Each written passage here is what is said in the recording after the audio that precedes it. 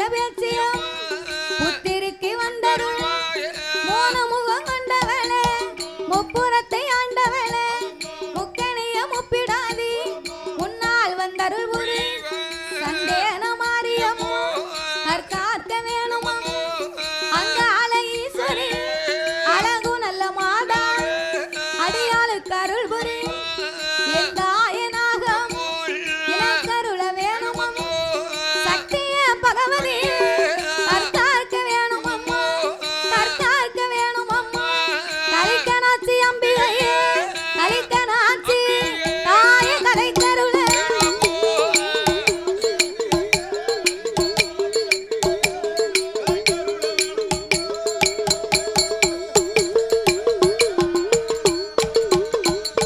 மணி விளக்கில் பிறந்தவில்லை மாயாண்டி சுடலாய் அடலைக்கினே அருள் புரி சுடர் ஒளிவில் பிறந்தவில்லை சுடலையான மாயா சிறுமிக்கினே அருள் புரி சிவல பெரி சுடலாய் சிறுமிக்கினே அருள் புரி ஆறு மங்கள மாயாண்டி அருள் புரிய வேணுமை ஆழ்வார் குறிச்சி சுடலாய் அருள் புரிய வேணுமையா உய் காட்டு மாயான் உள் மனமதில் அருள் புரி இந்த செட்டியார் பட்டி சிறப்பு வச்சு கொள்விருக்கும் தங்கை கொண்ட மாரியம்மா ஈராத்து காரியம்மா இருக்கன்குடி மாரியம்மா எனக்கருள வேணும் அம்மா சந்தன மாரியம்மா சந்தன மாரியம் எனக்கு தற்கார்க்க வேணும் அம்மா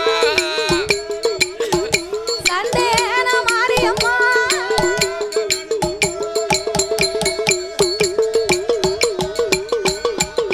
நான் பாடறிய படிப்பறிய நான் பாடறிய படிப்பறிய படிப்பாய் நான் பாலகி மாதவியா நான் பாட்டி உள்ள வகையறிவேன் நான் பாடறிய நாளை தன்னை என்னை படிக்க வைத்தார் அம்மா அப்பா நான் ஏடறிய எழுத்தறிய நான் ஏட்டி உள்ள வகையறிவேன் நான் ஏடறிய நாளை தன்னை என்னை எழுத வைத்தார் என் குருவான் வில்லிசை அறியாத நாளை தன்னில் அறியா நாளை தன்னில் விவரம் தினார் என் குருவான் ஐயா விவரம் செய்தார் என் குருவான்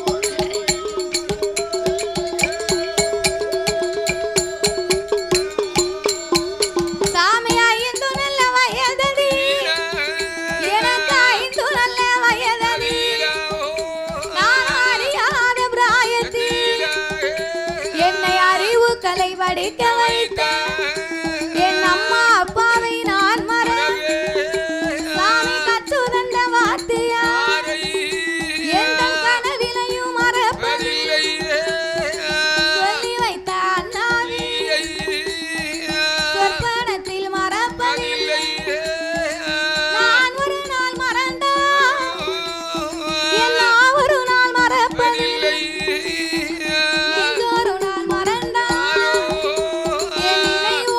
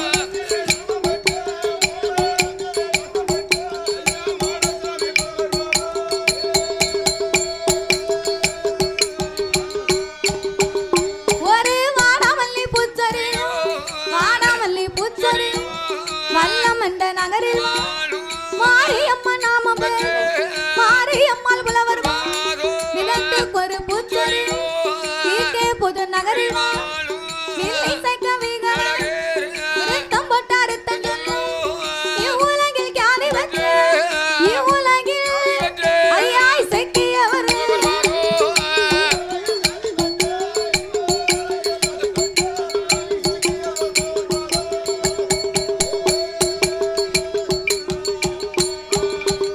ஒரு காட்டு மல்லி பூச்சரியும் கடைய நல்லூர் நகரில் வாழும் கட்டு கட்டா கவி பாடும் கனநாத நாம பெற்று கலை உலகில் கியாதி வச்சு கலை உலகில் ஐயா கணபதி கலை உலகில் கியாதி வச்சு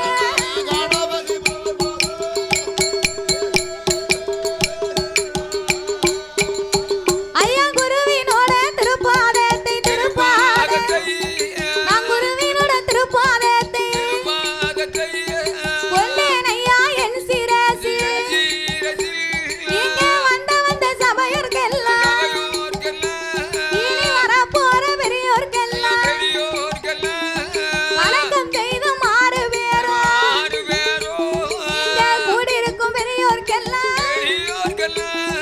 கூட போகும் சபையோர்க்கெல்லாம் என் குழந்தை நான் நமஸ்கரித்தேன் என் சபையோர்களே பெரியோர்கள் சபை நிறைந்த தாய்மார் கல்வி கற்ற பெரியோர்கள் என் தொழில் படித்த கலைவான் நாம் பாலகி மாதவி உங்க சபையோர்கள் முன்னால் சந்தன மாரியம்மா வாசலில் இந்த செட்டியார் வட்டி நாங்க சாஸ்தாங்கதை சுருக்கால் சொல்லி சந்தன மாறி கதை பாட போறோம் நீங்க சபையோர்கள் கேட்டிடு நாம் பாடுகிற பாட்டது ஒரு பழுது குச்ச வந்துட்டான் உங்க பாலகி போல் என்னவே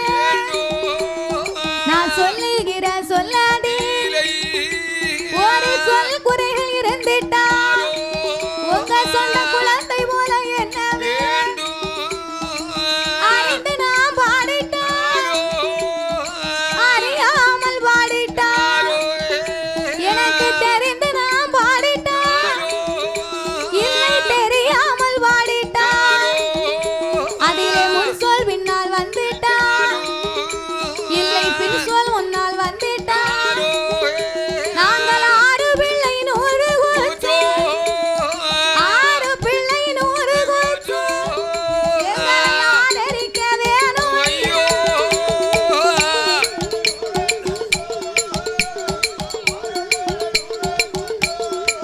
எங்களை ஆதரிக்க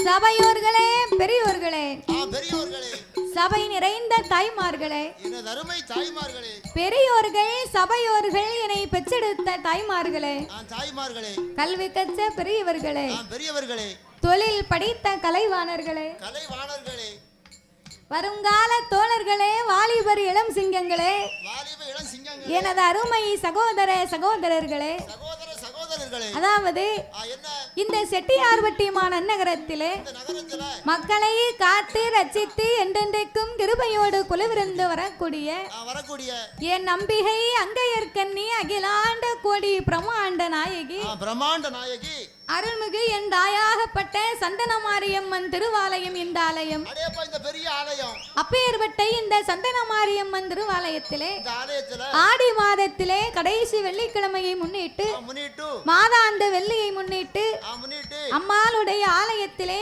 கொடை விழா பெரும் விழாவாகவே நடந்து வருகின்றது. அடேப்பா சிறப்பா நடந்து வருகின்றது. அப்பேற்பட்ட இந்த மாரியம்மன் திருவாலயத்தில் இந்த ஆலயத்துல இன்றைக்கு ஒரு நேர நிகழ்ச்சிக்காக செய்யவே அன்போடு இங்கு வரவழைத்த வரவழைத்து உள்ளார்கள். வரவழைத்துள்ளார்கள். நாமலை வரவழைத்த அனைவர்களுக்கும் ஆமா அனைத்து அன்பு உள்ளத்திற்கும் நாங்கள் நன்றியை தெரிவித்துக் கொண்டு நம்ம வருவதற்கு முன்னாலே என்ன மக்கள் எல்லாம் ரொம்ப எதிர்பார்ப்போடு அமர்ந்து விட்டாங்க. அடேப்பா ஏகப்பட்ட ஆளு. தாயங்க தாயங்க யாங்க நம்ம வில்லு முன்னால மட்டும் இல்ல, ஆமா வில்லுக்கு முன்னாலேயும் கூட்டம், வில்லுக்கு பின்னாலேயும் கூட்டம், வலது பக்கம் கூட்டம், இடது பக்கமும் கூட்டம், நாலு பக்கமும் கூட்டம். பிறகு நாலா பக்கமும் நமக்கு நல்ல ஆள் இருக்கப்போ அடேப்பா ஏகப்பட்ட கூட்டம். பரவாயில்ல, மக்கள் செல்வம் தானே நமக்கு வேணும். மக்கள் செல்வம் தான் நமக்கு முதல்ல வேணும். அப்படி இருப்பதனால சரி நாமல் மீது உள்ள அன்பை கொண்டு அன்போடு நாமலை இங்கு வரவழைத்து உள்ளார்கள். நாமலை வரவழைத்த அனைவர்களுக்கும் நாங்கள் நன்றியை தெரிவித்துக் கொண்டு அதாவது எந்த ஒரு ஆலயத்திலேயுமே முதலாகவே வில்லிசை ஒன்று ஆரம்பிக்கிறோம் அப்படின்னா அது எந்த ஒரு கோவிலாக இருந்தாலும் எத்தனை பெரிய தெய்வமாக இருந்தாலும் அந்த ஆலயத்திலே முதலாகவே சாஸ்தாங்கதைத்தான் ஆரம்பிக்க வேண்டும். ஏன் அவருக்கு மட்டும் முதலாக பாடுகிறோம் தெரியுமா? அகில உலகத்திலே கலியுக தெய்வமாகவே வந்து பிறந்தவர் ஐயனார் ஒருவர் தான்.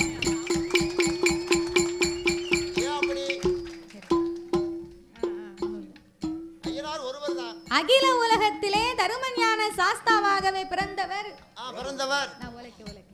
ஐயனார் ஒருவர் தான். அப்பேற்பட்ட தருமஞான சாஸ்தா தருமஞான சாஸ்தா வந்து பிறந்தாத்தான் அனைத்து தெய்வங்களுமே இந்த ஆலயத்திற்கு வருமா? ஏன் அவருக்கு முதலாக பாடுகிறோம் தெரியுமா? அகில உலகத்திலே கலியுக தெய்வம்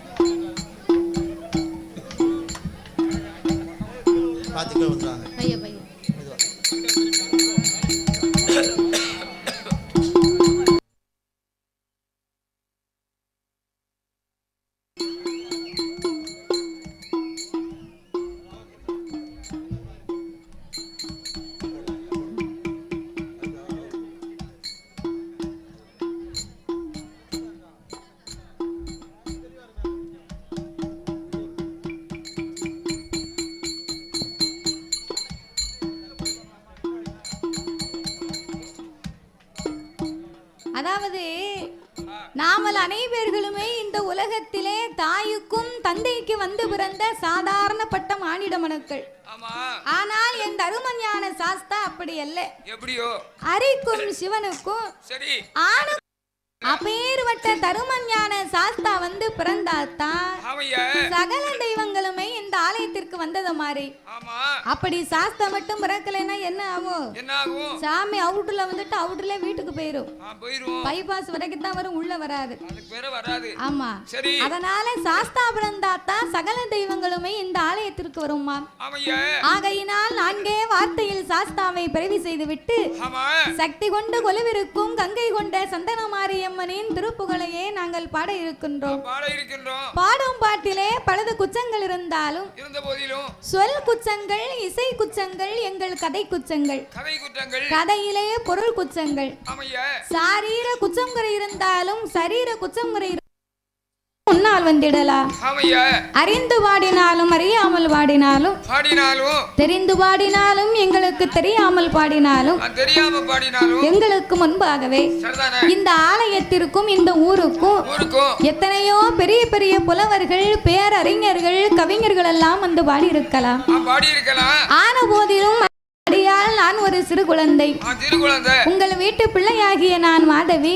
மாதவி. என்னால் தெரிந்தளவு என் சிற்றறிவுக்கு எட்டியவாறே உங்கள் முன்னால் நான் பாடுகின்றேன். பாடுகிறோம். ஏற்கனவே கொஞ்சம் உடம்புக்கும் சரியில்லை, அதனால காலதாமதமும் கொஞ்சம் ஆகி போச்சு. இல்லைன்னா 7 மணிக்கு ஆரம்பிச்சிருக்கலாம், அதனால பாடும் பாட்டிலேயே பழுது குச்சங்கள் இருந்தாலும் இன்னைக்கு நம்ம உடம்பு ஒண்ணு போல இருக்க மாட்டேங்களா? வர வர அதுக்கு ஆயில ஊத்தியாவது ஓட்டிடலாம். இதுக்கு 2 ஊசி போட்டா தான் ஓடுது. நம்ம ஒவ்வொரு நாளும் ஒவ்வொரு ஊருக்கு போறோம். ஒரு ஊர்ல நல்ல தண்ணி இருக்கு, ஒரு ஊர்ல சப்ப தண்ணி இருக்கு, ஒரு ஊர்ல உப்பு தண்ணி இருக்கு. சரி, பல தண்ணியை குடிக்கும். அதனால உடம்பு கொஞ்சம் மக்கார் பண்ணத்தான் செய்யுது. ஆனா இங்க வந்தவொடனே 2 கிளாஸ் மாட்டிட்டேன் நான். என்ன கடை பக்கத்துலயே இருக்கு விளக்கு? அந்த தண்ணியில தாயி குடிக்க தண்ணி. குடிக்க தண்ணியா? இங்க பூரா வாட்டர் தண்ணி.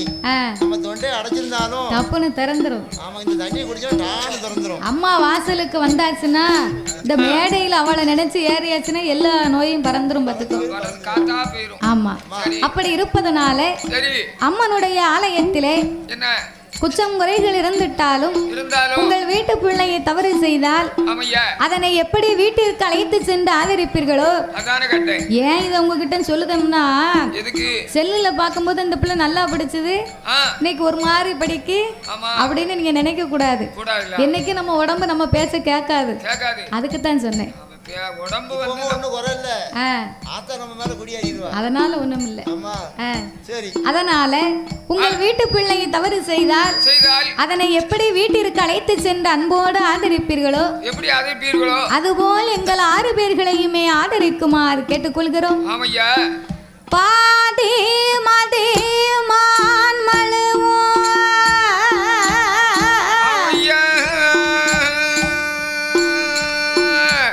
கங்கையோடு பாம்பணிந்து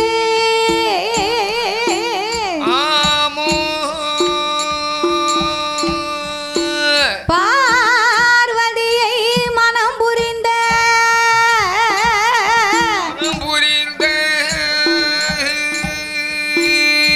ஆதி சிவன் முகமது கலிதமாகி அச்சுத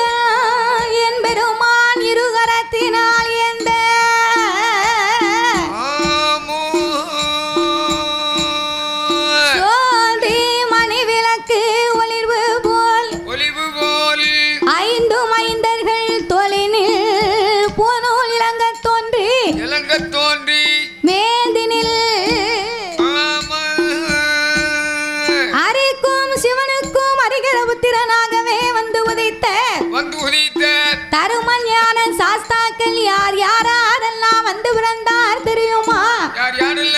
சாஸ்தா பிறந்தது பங்குனி மாதம் புதன்கிழமை உத்திர நட்சத்திர தண்டு பிறந்தார். அவர் பிறந்த கிரகம் என்ன தெரியுமா?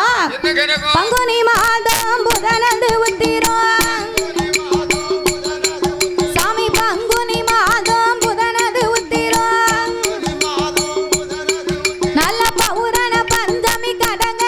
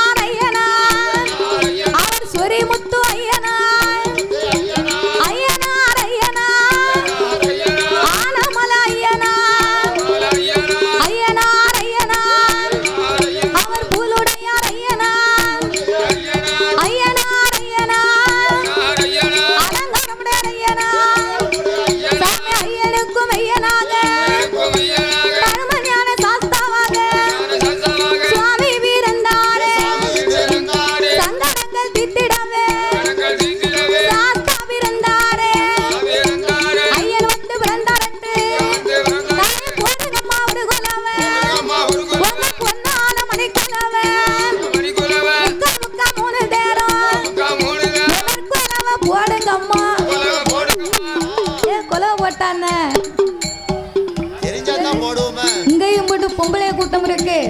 இங்கேயும் பூரா பொம்பளைய கூட்டம் தான், ஆம்பளைகளுக்கு இடமே கொடுக்கல. சம்மன உட்கார்ந்துருக்காவ ஒரு கொலை போட்டா தானே கேட்கும். பெண்களையே பெருத்த கலைன்னு இருக்கான். அதனால கோயில்ல எவ்வளவுதான் கொட்டை அடிச்சாலும் கும்மி பாட்டு அடிச்சாலும் கொலவு போட்டா தான் சாமிக்கு பிடிக்குமா. அதனால நம்ம கோயில்ல நம்ம தான் கொலவு போடணும். இன்னும் வேலைக்கு ஆளா கூட்டு வர முடியும். ஏற்கனவே தாத்தா சொன்னாரு கொலவு போட இந்த வர வர ஒரு ஊர்லயும் ஆள் இல்ல. அதனால ஒரு ஆட்டோவில் 10 ஆளை 100 ரூபாய் சம்பளத்தை கூட்டு வரம்னாரு. சம்பளம் கொடுக்க ரூபாய் இல்ல, எங்க இருந்து கொடுக்க சொன்னா நீங்க கேட்க மாட்டீங்க. இப்ப உள்ளதுகளுக்கு கொலவு ஓட தெரியாது. ஆனா நான் சொன்னேன் யாரும் பெரிய ஆளுங்க வீட்டை விட்டாச்சு பெரிய ஆளுகள் மரணம் அடைந்து போனாலும் அவர்களுக்கு ஒப்பாரி வைக்க தெரியாது. அது தெரியல, அதுவும் தெரியாது. பெண்கள் எல்லாம் வர வர நல்ல கலைகள் எல்லாம் மறந்து போயிட்டாங்க. எல்லா ஒரு படிப்புகளையும் மறந்து விட்டார்கள். ஆனா நான் சொன்னேன் அதெல்லாம் நம்ம சொன்னா கொலவு போடுவாங்க. சாமி பிறந்தா நீ வான தாத்தாவை சும்மா கூட்டு வந்திருக்கேன். அதனால நீங்க கொலவை போடுங்க. கொலவை யாரும் போடுறாங்க அவ சொன்னாங்க. இப்ப போடுவாங்க பாரு. தாய போடுங்கம்மா ஒரு குலவை.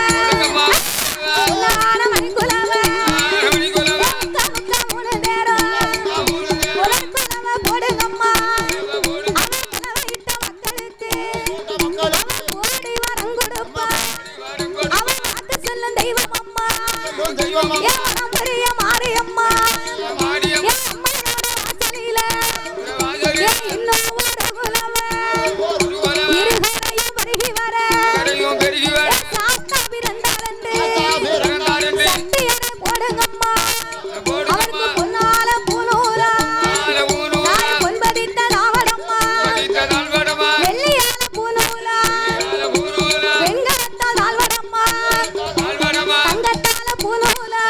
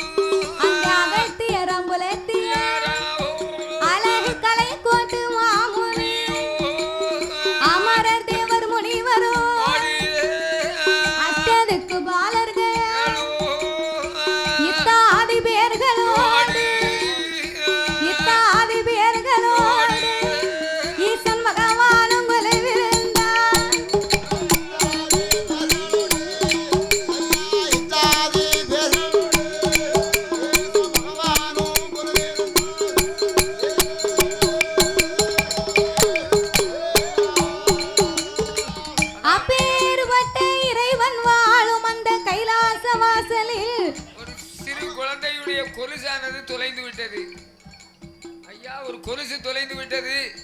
யாராயிலும் எடுத்திருந்தால் உடனடியாக அந்த கொலுசை கொண்டு வந்து காவல்துறை அதிகாரிகள் இடத்திலே கொடுக்க வேண்டும் என்று கேட்டுக்கொள்ளப்படுகிறார்கள். அதாவது ஆலயத்தில் தொலைத்த பொருளை யாரும் எடுத்து செல்லக்கூடாது. கோயில்ல கிடைத்ததை எடுக்கவும் கூடாது, கோயில தொலைச்சிட்டும் போக கூடாது. நீங்க தாத்தா சொல்லுவாங்க. அதெல்லாம் பொருள் தொலைஞ்சு போச்சுன்னா நம்ம கோயிலுக்கு வந்தோம், சரி நம்ம பொருள் தொலைஞ்சு போச்சு அப்படின்னு மனசு சங்கடப்படும்.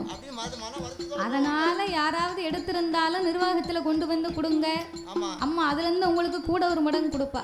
ஆமா, கீழே கிடந்தா எடுக்க தப்பு இல்ல, அத கேட்டா கொடுத்துறணும். நல்ல விலைக்கு அடையாளம்.